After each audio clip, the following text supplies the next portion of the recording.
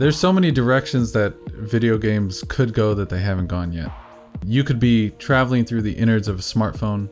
You could play a game that's recreating the classic GoldenEye in a new era and making you realize all the ways in which GoldenEye was so much more than you thought. You can play a game where you flip the expectation from being the sacrificial lamb to being the one doing the sacrificing. A game where you're riding the rhythms of your synapses in your own dreams. Independent developers are the ones really experimenting with some of these ideas, trying to do something new.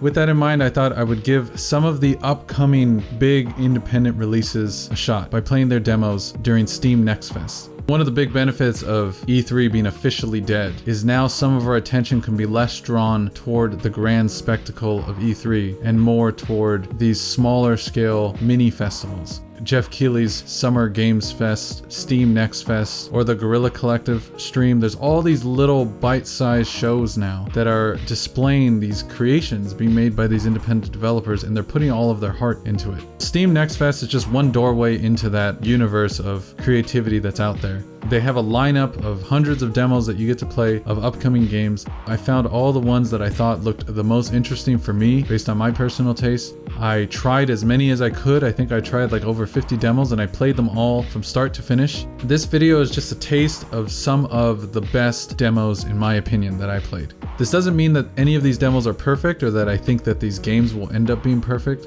What it's an example of is merely games that had some kind of spark to them that got my attention and made me excited for the next year or two of video gaming. If you watch this video, you're just going to get a little hint of what some of these games are, and maybe it makes you excited too. Hope you enjoy. You know, there's plenty of homages nowadays. There's plenty of games that try to recapture whatever feeling we had in our youth that made us so excited about video games when we were young. That feeling of going to a cousin's house and playing a game late into the night and just getting sucked into something fresh and new. Like I remember the first time I played Sonic Adventure and just having something be 60 frames per second. That was such a kick.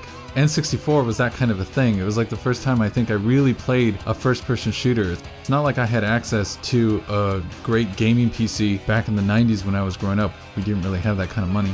So the only time I could play anything like that was at a cousin's house. He had an N64.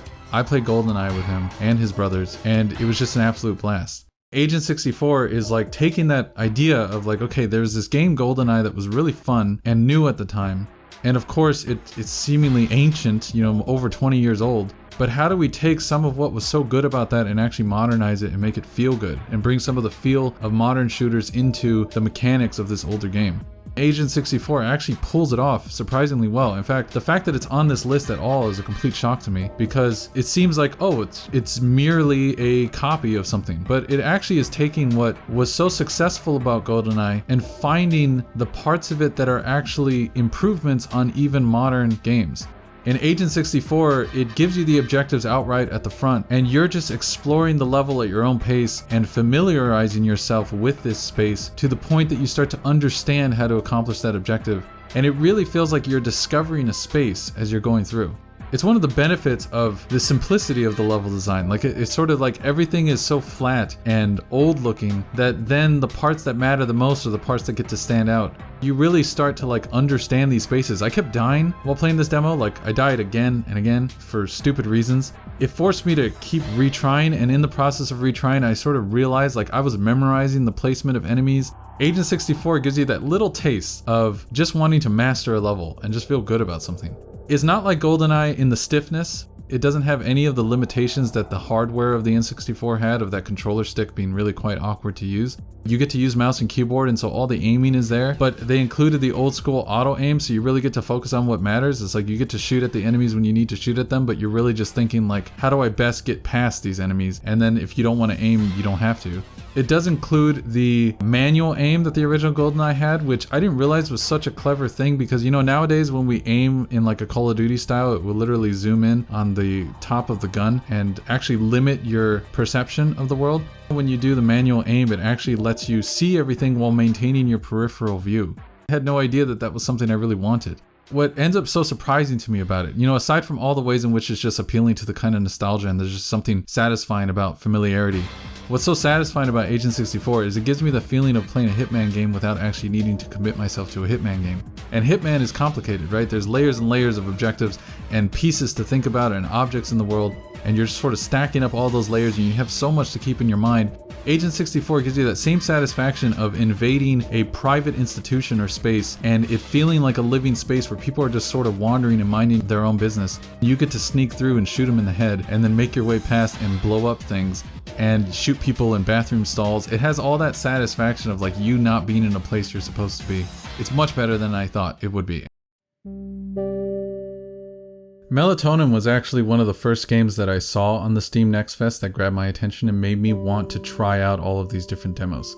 The art style, well, at least with the main character, it looks like One Punch Man, oddly empty and exaggerated face with detailed environment surrounding him. It has a really strong like animated art style to it. But when I found out that it was a rhythm game, that made me all the more excited. Rhythm games have always been something that I've loved. One of my favorite games still of all time is Rez. That's a game that integrates music with the animation, with the story, with the feel of what you're doing, even literally in the vibration of the controller. There's something about cascading those senses together, making it feel like you're fully encompassed within something that rhythm games have the opportunity to do. In a game, you're interacting with these spaces and you're causing various effects to occur. When the music is responding directly to what you're doing, it really feels like you're causing reactions that are so much more than just an explosion here and there or an enemy falling over. It feels like you're making something. You're being part of that creative process. This game is a rhythm game about dreaming. It's a game where you're literally bouncing through the various dream machinations of some young kid. Of course, it's all the types of topics that a young kid would want to dream about. Fast food and video games and shopping and just hanging out. It's all these simple ideas, and yet it has the kind of dream logic in its visuals where things connect and disconnect in weird ways. There's a repetition of imagery. I mean, that's what dreams are. It's like taking all of our fixations throughout the day and repeating them in nighttime logic. This game has that element of like all these little pieces of daytime ephemera being repeated. There's music there now, alongside the repetitions. There's beat and there's image, back and forth and back and forth. Unlike almost any other rhythm game that I've played, there isn't a clear indicator of when to press the button, aside from an initial practice session that the game offers you. The first time you enter the dream, you get a little practice and it will have a circle line up with another circle, and that's when you know to press the beat. But then when the practice is over, that circle goes away. The only thing you're seeing is the dream imagery bouncing forward.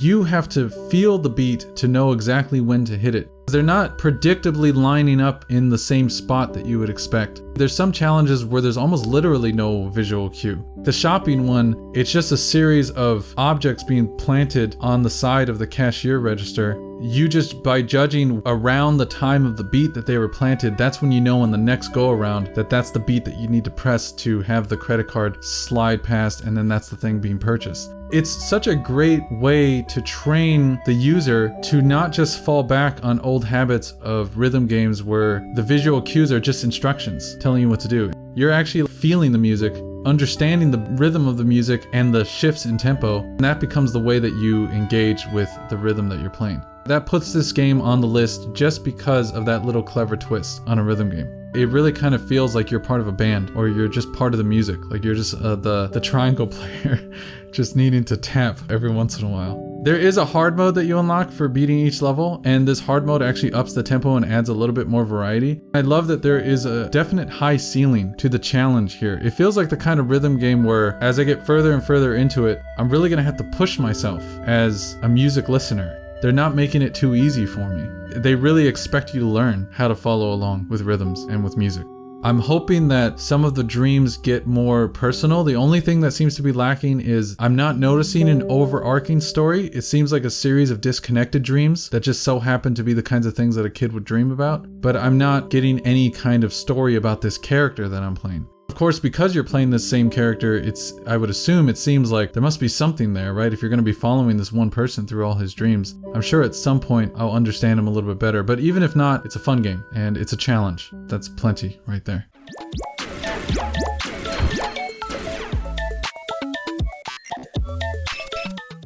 Angerfoot is such a peak Devolver Digital title. It's wacky and violent at once, where it's like all the blood red is practically searing with superlative oversaturation. Devolver Digital knows how to pack wackiness alongside a kind of vicious enjoyment of violence. Angerfoot is just all about kicking people in the face, kicking doors down into people on the other side, breaking things, shooting people, blood splashing. It's fast, it's frenetic, it's continuous. I was so shocked that this game could be so fun so quickly. As soon as you jump in, you're smashing through a doorway and just pummeling enemies. You can immediately feel the Devolver Digital signage attached. It is Hotline Miami in first person, in more ways than one. In the way that Hotline Miami is a small space with a set of enemies and they stay in the same locations every single time, so you kind of get to memorize exactly where they're at. This game does the exact same thing. The levels are even smaller than Hotline Miami levels. You know exactly where the enemies are, so you can smash through a doorway and then immediately sort of move yourself to exactly where they're located and just have them get knocked out one after the other after the other. It becomes like a pre-planned domino effect. Just like Hotline Miami, you don't pick up ammo for your guns. You literally just pick up a gun off of the body of a dead enemy, use the bullets out of the gun, and then throw it at the next enemy to then pick up the next gun. Melee is your default, right? Just like Hotline was, where it's like you're really trying to get close to enemies and the guns are just bonuses on top of your power that you already have.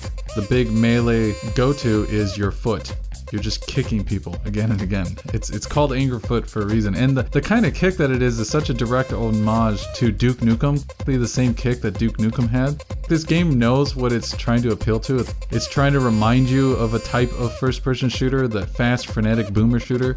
It's also just trying to be silly about it. Literally in the middle of a cutscene, you have the character using his foot to drink wine and to serve his girlfriend popcorn. He's obsessed with his foot. The background story seems to be that you're a John Wick type character in the sense that instead of having your dog get murdered by enemies and then you go on a vengeance spree, you have a pair of shoes get stolen. That becomes the basis for why you're breaking into all of these different warehouses and compounds and killing people and kicking them in the face. They just stole your pairs of shoes. It's silly and it wants to be silly, but there's also a consistency across the board. Like, one of the things that makes the experience feel so exciting is that everything is moving all the time. So it's not just you moving through the space, you're actually constantly causing a cascade of effects where the lights start to sway side to side, where boxes are popping open, where things are exploding.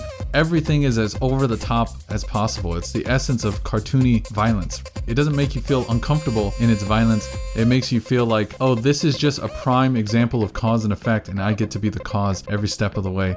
And it just feels smooth. Feel is so much of what makes this game excellent.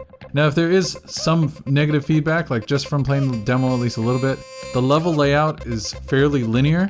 Because everything is pre-planned, there isn't a lot of variety in what you're doing. The corridors themselves are actually quite small, so you're not able to move left to right and around gunfire as much as I would have wanted. I really hope that beyond the demo stages, that the game levels start to really open up, because the movement feels so smooth. Gunplay is so impactful and heavy.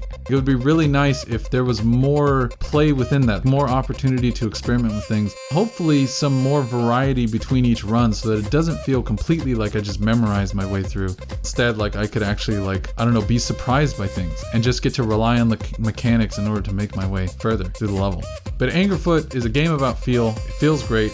Play it. It deserves to be on this list.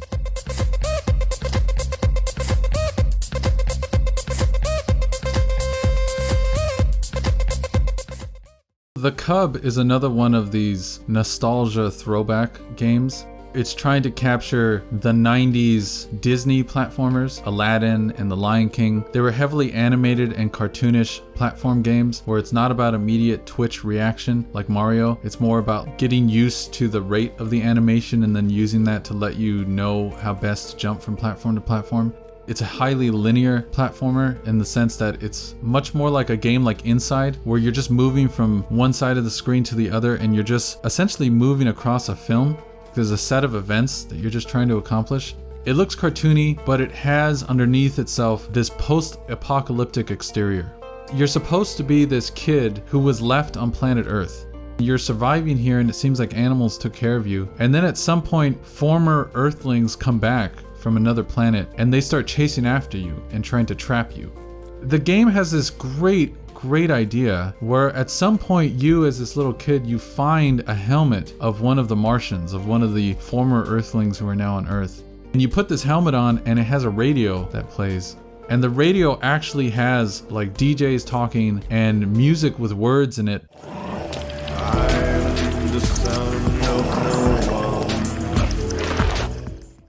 The platformer itself looks very cartoony, but the music is almost like cinema. In the midst of all this platforming where you're wandering through, and the platforming is a bit like Oddworld in the sense that it's a little stiff and you really have to kind of line up each of your jumps and what you're doing. But in the middle of all this, you're getting these radio DJs talking about the world. Crying while riding a Harley Davidson is the actual meaning of life. You're getting hints of what the world once was. You'll find little pieces of messages here and there that suggest the new civilization that's existing isn't doing quite so well, or the civilization of people that were there on the planet in its final days were in a harrowing circumstance. There's all this darkness underneath mixed into the light of the cartooniness. That's what really elevates this adventure and makes it interesting. It grabs my attention a lot more than I think it otherwise would. I don't know that based on this demo so far that it has the level of polish of something like an Inside or a Limbo. I mean, those games were like perfectly polished cinematic platformers. But it certainly has that intention of trying to be fun as an old school platformer would be, while also trying to tell you or suggest to you via environmental storytelling a kind of deep lore and deep story and narrative that is actually compelling in and of itself, of a world long gone, of people being left behind.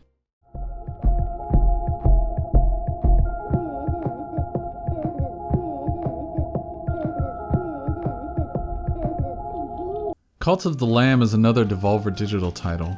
Devolver Digital are so good at hiding something sinister beneath something otherwise quite joyous and cartoony. The game on the surface, you play a little lamb. It just looks so sweet and cute. And very soon you begin to understand the premise of the story. And the premise is taking the old phrasing of sacrificial lamb and it's flipping it on its head. You were this lamb that was intended for sacrifice to some god, and then some other god seemingly saves you. That god or being who saves you gives you the mission of finding followers for it, of going out into the world and killing cultists who belong to the wrong cult so that you can find followers for your cult to serve your god. That is the basic premise, that perfect contrast of something so soft and sweet and cartoony on the surface and something so dark underneath about cultists, building up followers, death, sacrifice, and gods and competition among gods. The base game at first looks like it's just a town builder. I actually thought that that's what this game was going to be. I thought, oh, I'm collecting followers so that they can build me this town. I don't like town builder games. You know, I get kind of tired of those sorts of games, but the town building is more the punctuation in between what the game really is, which is an action roguelike where you're venturing out into the forest, finding cultists of the wrong cult, killing them viciously with weaponry, sort of like Hades or something where you're collecting weapons and collecting attacks and then you're fighting these enemies. And then you're collecting resources as you're going through this roguelike space and collecting followers and then bringing them all back to your base camp where then you can have them build your town. It has all that town building stuff, so you can get the satisfaction of like customizing where things are located, deciding how to allocate resources, and decorating. There's lots of decorations to collect. It also, for people who don't care for that, there is a full roguelike type game in here. There is one major difference though, because the town building is at the center of what you're doing, the roguelike elements don't have the same incentive that other roguelikes usually have. Like usually the incentive in a roguelike is to keep playing so that you can get further and further within the levels based on your skill. Like you get really, really good at the roguelike, so then you can like venture ideally all the way into the end. If you're not good enough based on skill, you can either get better by practicing, or you can collect enough helpful abilities or additional benefits that make it easier as you go. There is a definite wall in terms of where each level ends. You're going out and you're doing these procedurally generated levels, but you're not really trying to just survive as long as possible. You're really just trying to finish them so that you can then go back to your town, and the progress in the town is the progress that you're paying attention to. It's a bit of a reversed incentive here. It really is about coming back again and again and again. It's not about just being really good and just defeating it by getting really far. The creativity of the town and the collection of followers, that really becomes the main incentive that's carrying this game. Combat is tight enough that it really is super enjoyable just as a roguelike, just as something to play. You get like a 3-hit combo and like it's nice and heavy and there's a pause there. The game has like a 2D flat graphical style, but it doesn't have the foibles that a game like Castle Crashers has, where it's like that 2D beat 'em up style, but then you would try to attack an enemy and like the weapon would hit slightly behind them or slightly in front of them and it wouldn't quite line up. it doesn't have that problem at all. Somehow it maintains that same 2D flat style, but you're always hitting enemies like in the exact way that you would expect to. There's a lot of fun here. This game is just, it's fast, it's weird, it's sinister in that Devolver Digital kind of way. It kind of feels like things could get really dark, which is such a great incentive to keep playing because you just want to see how dark it could get. The fact that you're collecting a cult is just such a funny idea.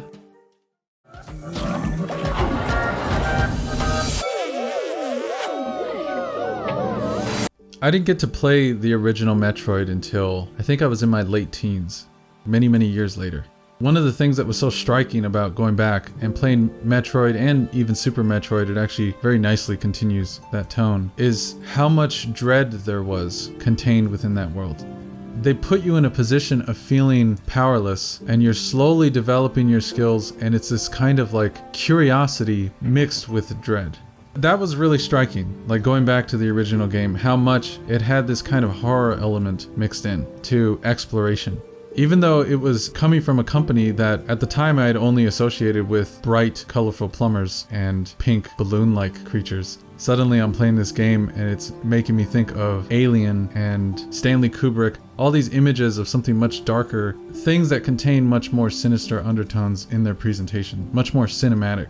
This game, Ghost Song, from the moment it started up, I actually didn't move because the character was just sitting in this space with fog rolling over them, and I immediately had that feeling I had when I played Metroid. I was so curious about this world that this character's in. The art in the background was so immediately striking in its detail and its beauty. Kind of reminds me of the way that Ori and the Blind Forest is supposed to be this huge budgeted creation where all these artists got to get together and create these really detailed landscapes, and it sort of felt like the only way you're going to get a game like this is with like a whole big rocket-fueled team of artists just cramming away at their work and designing these levels. This game from this independent developer, just in the art, in the penmanship of what's on display here, they're pulling it off even though they have a much smaller team. And so I sat there and I just was watching it. And then when I started to move, the way that the background sort of cascades in layers, kind of feeling like the classic Disney films where they used to lay panels of artwork one on top of the other and they would kind of crisscross in layered form.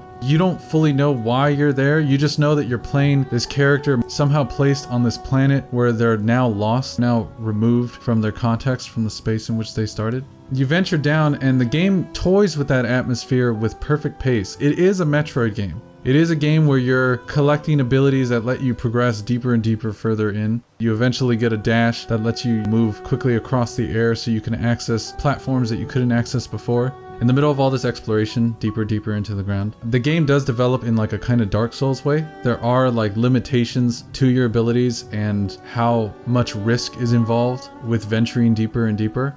On top of the inclination to explore, which is of course so integrated into these kinds of Metroid games, it has that Dark Souls kind of like trepidation about stepping a little bit too far to the point where it becomes hard to come back. The game seems to do a really good job of trying as much as possible to emphasize how underpowered you are. Your shots shoot off rapid fire initially, and then your gun begins to overheat very quickly. And when it overheats, it stays overheated quite long. And the only way to really do a good deal of damage is to run up to an enemy and hit them with your heated gun. The gun being hot actually makes it do more damage when you hit them, but of course by getting so close to the enemy you've now increased your level of risk. This game is so thoughtful about how it balances that curiosity with that fear and just makes you want to take steps forward while also being fully cognizant of your mortality. The pace was a lot like Dead Space in the sense that it felt like I was discovering madness in this abandoned place. I was slowly figuring out that there was something lost here. You eventually meet someone at one point, and when you first talk to this person, he seems really nice. And then as you continue to tap away at the dialogue, it becomes very clear that he's lost his mind a little bit.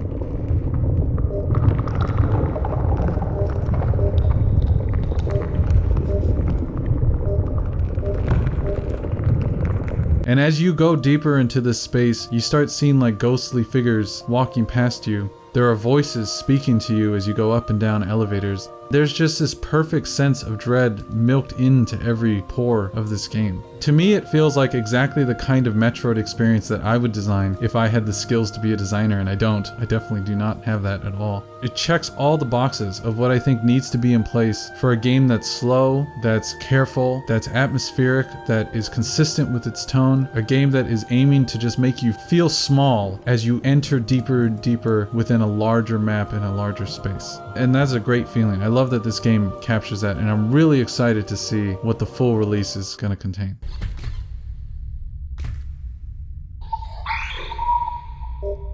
This next game is called Back Firewall. Just from the title, you can kind of get an inkling of what's to come. It's like there's this impending failure state that you're trying to avoid, where whatever choices you're making seem to backfire. In this case, you're an update assistant chosen to install itself into a smartphone. And in the process of being installed into the phone, you meet the operating system, OS 9. And this operating system starts talking to you from the very get-go. As soon as you are changing the volume settings in the game, the operating system's voice is talking to you, and that's the test for what volume level you're at. So immediately there's this kind of fourth wall break happening where the operating system is interacting directly with you as you try to install yourself into the phone. The fear that this operating system has is that you as the update are going to make this operating system obsolete. It's been aged out in this smartphone realm of constant updates. It fears for its life, in a sense. Now that sounds like a horrific sci-fi dystopia, but the game takes on what a lot of puzzle games have been doing ever since Portal came out. There's been all these games where humor becomes the little bookend for each puzzle. Puzzles themselves are obviously very engaging, but there seems to be some kind of need to have humor along the edges so that you feel like that's your motivation to continue to push forward. This game has humor in spades everywhere. That initial fourth wall break with the character where he's talking as you're changing the volume levels and the settings, you can immediately get a sense of this character as being a bit of a weird guy. Did you know that the word hippopotamus is actually very interesting? If you separate the roots in two, you've got hippo and potamus. The whole time you're playing the game, you're inside of a smartphone, you're trying to update its operating system, and so that essentially leads to you doing multiple puzzles in different parts of the smartphone. Like you go into like the Wi-Fi section or the speaker section of the smartphone, or you go into the RAM or the CPU or different parts of the hard drive memory. You're slowly updating the different modules within the phone. In the process, you're doing all these different puzzles there, and this old operating system is speaking to you the whole while. And so it becomes kind of like Stanley Parable in the sense that you have this narrator who's kind of snarkily drawing the outlines of your actions and giving it a kind of explanation behind everything that you're doing. But it's supposed to be like a humorous explanation. What seemed really interesting about playing the demo from the parts that I played, there's this feeling underneath that this character is scared of something. This operating system really is scared of being taken out. In the midst of this presentation of humor, there is a kind of feeling like, oh, this is just an old person. Like they literally have a joke where he can't even read the file that he's holding in front of his face. And it has all the similarities of someone just being old, and then people looking at this person as not of value anymore because they don't serve a kind of function in the space that they live in. And so like this is his smartphone, this is his space. I, the newfangled update assistant, am supposed to like overturn him, and there's something just kind of deeply sad about that. And I like that. I like when games are playing with contrasts in that way, kind of have like the humor mixed in with the horror of just living and aging and growing up. The game made me laugh a few times. I'm really looking forward to like the kinds of puzzles that it's going to offer. One thing that I noticed is the controls for how you do the puzzles is not quite what you would expect. You're moving around the world with WASD controls, right? Like you're moving with WASD and then the mouse to aim. A lot of the puzzle interactions, like you're pressing things like backspace or Control V, like you're pressing the same combinations of buttons that you would if you were really editing something, like just a computer user in a document. That causes you to aim at something and then move your fingers off of the mouse and onto the keyboard to press the backspace or whatever button needs to be required. It's kind of a weird way to control the puzzles in the world because it's like you're constantly aiming and then moving your hand off the mouse. I guess it's trying to mimic that feeling of like really being at a computer and really interacting with a computer program. But I wonder if it's going to kind of get in the way of some of the smoothness of exploring through the world. It's a curiosity. It's a game that I'm hoping is going to be better and better as you dive further into it. It definitely got my attention, and it's nice to just have another Portal-like game where the narrative is so well integrated into the puzzle design. Yes, that is a very... Science fiction is often about alienation, feeling uncomfortable in the space that you're then forced to survive in, and somehow making do with that discomfort, making do with the conditions you're in and adapting. In this game, you're this android or replica that wakes up in a derelict station. Everyone seems to be gone and you don't know why. You're stuck being fully alienated in this space, in the sense that you truly do not know why you're there or what you need to do. Especially in relation to your own body, you become alienated from your purpose. These replicas were built to serve a function. Your function is now completely erased by the fact that you have no orders and you have no direction or objective to reach toward. All of that is consistently wrapped up into this dark survival horror experience. You know, with Resident Evil 2 and 3 being remade fairly recently, there's kind of been like a reminder of what was so good about some of those original survival horror games. The games where you had a limited inventory and survival wasn't guaranteed. But of course, with Resident Evil, there was always this payoff of action, empowerment over time. Like your weakness would then become the very thing that makes you feel powered up when you finally get the equipment you need to take advantage of what's being given to you. This game, Signalis, it's a kind of Silent Hill survival horror. The attacks that you do are barely scratching these enemies. There's this feeling of running away being just as viable as anything else. There is an impending fog of discomfort over everything that you're doing.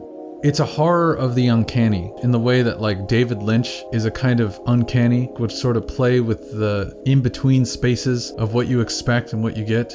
In the way that some of these old sci-fi, like Blade Runner, like when you watch it, you know that you're watching something in the future, but you're seeing old, grainy technology, this uncanny space of things not feeling quite right. This game is playing with that space the whole way through. It's making you uncomfortable. You're looking at these screens and it literally is that kind of technology where it's all old tech. And this is supposed to be far, far in the future. You're this replica who looks so much like a human, but of course you're just a machine for work.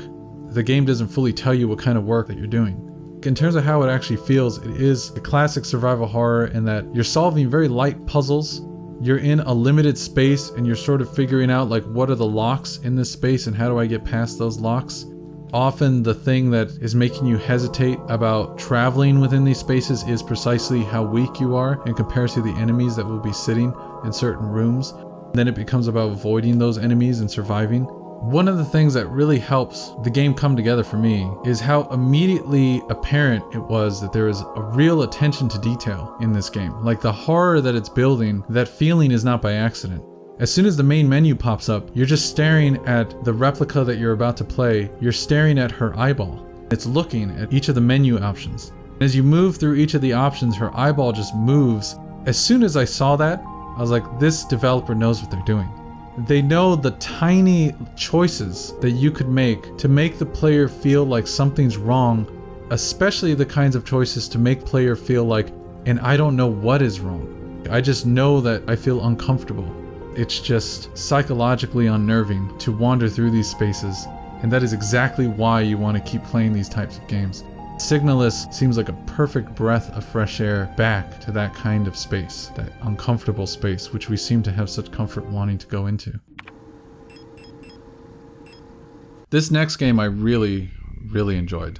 This one's called Cultic from 3D Realm, and 3D Realm is known for their boomer-like shooters, right? Like these are like the Duke Nukem guys. And so they've made another boomer shooter where you're running through corridors and dark spaces and you're shooting enemies with a variety of weaponry and you can carry as many weapons as you want, collecting health packs. The maze-like level design is definitely there.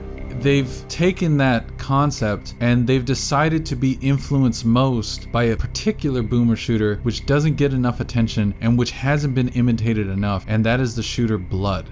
Blood was a kind of variation on the Duke Nukem Doom style shooter. Instead of having the power fantasy be the crux of what the gameplay design was built around, it seemed to be built around a terror fantasy. Instead of Doom and Duke Nukem being inspired by action films, Blood seemed to be inspired by horror films, putting you in that kind of headspace. It's almost like a survival horror boomer shooter. This game takes that concept and ups it substantially. It does this great idea of having all the weapons be old school. World War I weaponry. Every gun needs to be cocked really carefully. Everything is heavy and weighty. And just like what 3D Realms is known for, there are secrets everywhere. If you see a crack on a wall, you can probably throw a piece of dynamite at it and blow it up, and you might find a secret room. This game is all about like discovering those sorts of secrets in this dark backwood world. Just like Blood, the world that you're in is one of cultists and woods and caverns, dark, scary-ish places. Places that are supposed to make you feel uncomfortable. You're running through this space in a Doom-like, Blood-like way, but it really feels like you're earning each shot, like you're really making it count because you're just good enough at aiming just the right kind of headshot, and everything feels substantial. It really feels almost like you're in a film. Every shot you're taking is emphasized in ways that is not often recreated in other kinds of shooters. The art design, the darkness of it, the grittiness and the atmosphere makes it feel modern in a wonderful way. It even has this weird painted pixel style over top of everything where if you come up close, the objects are clearly like three-dimensional objects in the regular way, but they literally have like pixels painted onto them. It makes it look old school while still being quite modern. But has that kind of Duke Nukem influence in the sense that you can interact with everything. Like if you see like a toilet, you can flush the toilet and you can turn on the sink. If you throw a piece of dynamite and you forgot to light it, you can shoot the dynamite and it will blow up. Everything is reacting to you. That's like a feature in games that we forget how modern that feels, just to have physics in the world, just to have things like you can actually experiment with a rule set. So in the middle of this fast-paced shooter, this horror power fantasy, you get to also have just a systems-based game at the center of it, and you really get to enjoy it for that reason. It's nice to have a Blood-like shooter return. I had so much fun playing it, I kind of wanted to replay it again and again, and I definitely was too busy to want something like that, and yet I really wanted to replay this game. So it was just genuinely fun. Some games are all about affirming your cynicisms about the world, looking at things and finding them corny and then dismissing them out of hand. Naiad is a kind of non-cynical, nature-oriented meditation. You play this water creature without any kind of origin other than the fairy tales we heard as children, this sort of creature on the side swimming among all the other animals. There's no apparent goal other than to swim. And when you touch lily pads and leaves, they glow very faintly. And there's hints of sound everywhere. You can hear the wood of the trees crackle and echo within the river confines that you're in.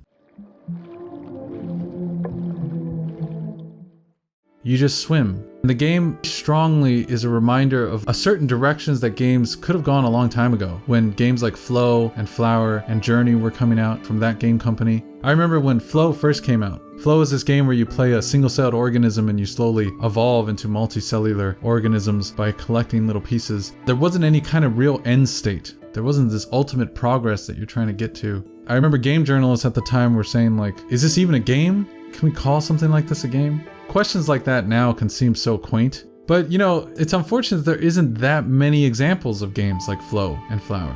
Naiad is taking that concept of something not having an objective, that concept of the player playing, just feeling the reactions of things, the ways that you can start singing in the game by holding a button. And then for no purpose other than the play of it, you can move the right stick to cause the singing to change notes. There's no benefit to changing the notes, you just sing. Sometimes you can sing next to some plants. You can watch as the branches extend. Suddenly you've made a full tree. And that's it, and you move on. There's no real reward for having done so. As you swim through this water and you kind of meditate in this space, at least for me, I started to think about the ways that so many video games are about barriers. Always kind of like putting things to block you that you then have to overcome. What's so striking about playing like the early portion of this demo is that there's no barriers for you. You really are just swimming. Over time, entirely voluntarily, you start to notice that there are barriers for other creatures. You will see like a little duckling separated from its mother, and maybe there's a piece of wood blocking the duckling from being able to get to its mother. You can bump into the wood because you're large enough, and so you do. The little duckling will just travel to its mom, and they will be together, and that's it. And again, you're not rewarded for this. It's just sort of something you'll notice. Instead of being a game about barriers, it's a game about noticing barriers for others and just doing something about it. For the sheer pleasure of increasing well-being in the world, and maybe that just feels good, just to do that. As you continue to sing and travel further and further down this river, there is a kind of impending conflict suggested in this demo. All that meditation becomes a kind of contrast to what's to come. you'll start to notice the roots of civilization planting themselves around you. You'll start to see human beings chopping trees. You can continue singing and all of these animals around you will notice, like butterflies will fly to you and little bees will fly up to you, all the ducklings and all the leaves and all these little fish. But the humans don't notice you're singing. What a perfect little image that is. Something so deeply natural just singing its heart out, and then the humans are so busy chopping their trees that they can't bear to notice. You can, again, voluntarily have the bees follow you, and then you can guide the bees to the humans, and you can watch as the bees scare the humans away. You really do become that fairy tale creature that we all heard about, that little nymph in the forest, that little mysterious fairy that just causes nuisance. You can be this little nuisance causer if you want to, or you can just keep swimming and meditating and flowing. I like having a game that's just free like that just wants to be itself and doesn't mind being really corny and uncynical and doesn't mind just existing for its own sake. At the end of this demo, words pop up, something to the effect of "this was developed by one person." And that to me was immediately shocking because of how high quality everything is. The sound is gorgeous, the art is beautiful, the animation is smooth. It's also perfectly fitting because I think the cohesion of the world is so tight that of course it was done by one person.